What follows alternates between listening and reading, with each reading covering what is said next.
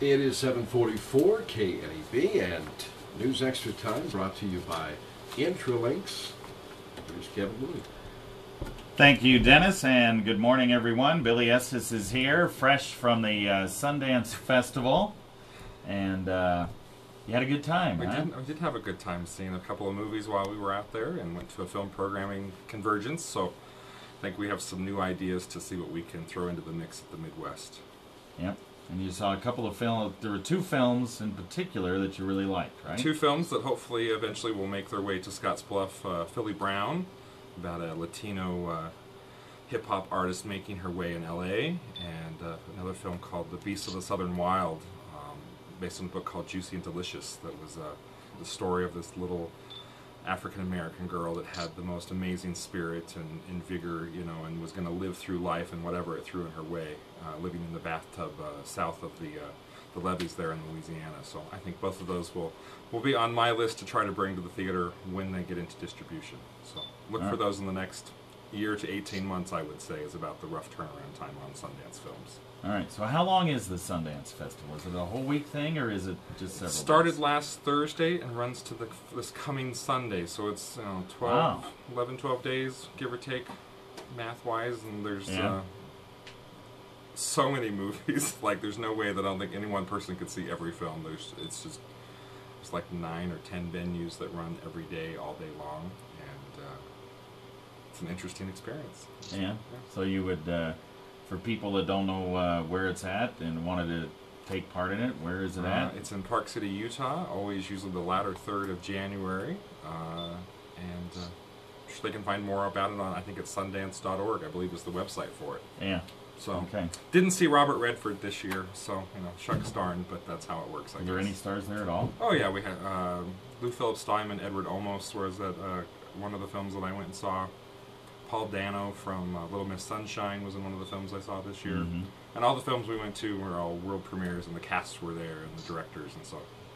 So it's kind of neat. It's huh? fun. It's a good time. Yeah. All right, so let's talk about stuff going on here. And I guess the first thing we need to discuss is the fact that you have your annual meeting coming up tomorrow. Tomorrow night. Just want to invite the community out to our annual meeting.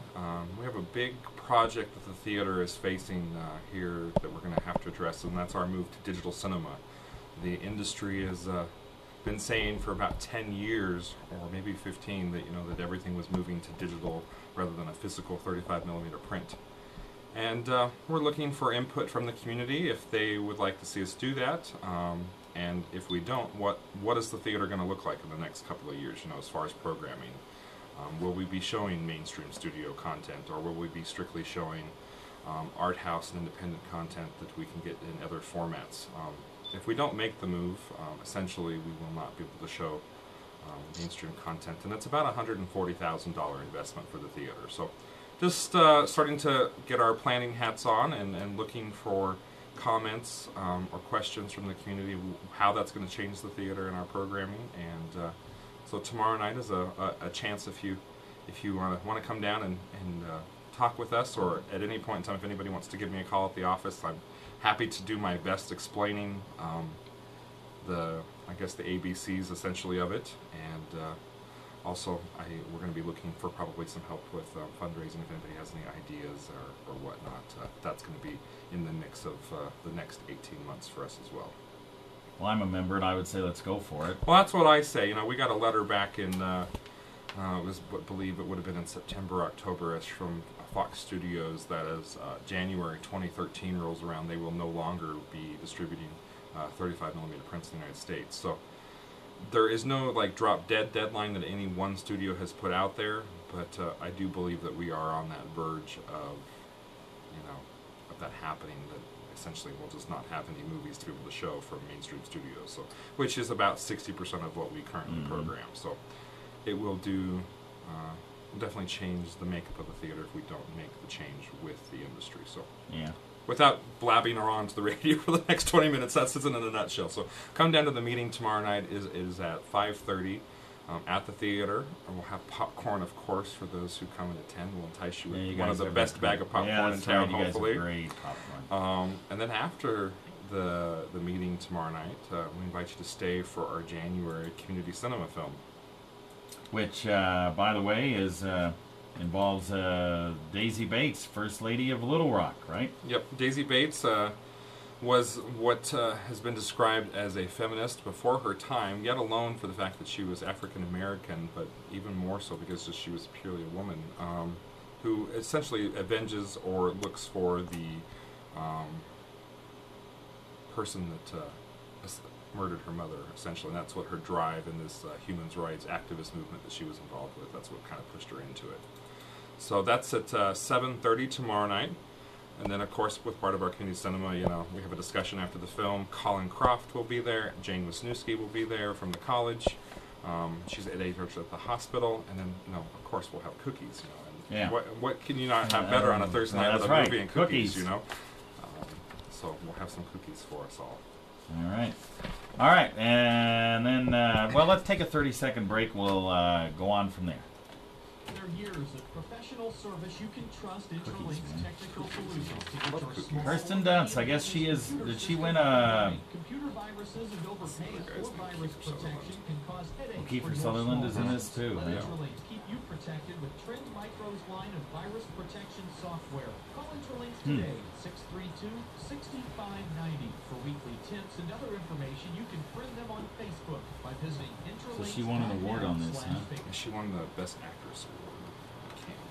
All right, we are back, and Billy Estes is here with the Midwest Theater, and we've discussed the fact that they're going to have their annual meeting tomorrow, and have a discussion about moving the theater toward the digital, and all that entails, and then the story about the life of Daisy Bates, and then on Saturday and Sunday, Friday, Saturday, and Sunday, you have another movie in. It's called Melancholia. Yes. And this is an award-winning film with Kirsten Dunst, who most people know from Spider-Man movies. Yes, Kirsten Dunst as the female lead in it. She won the Best Actress Award at the Cannes Film Festival back in, would have been July of 2011.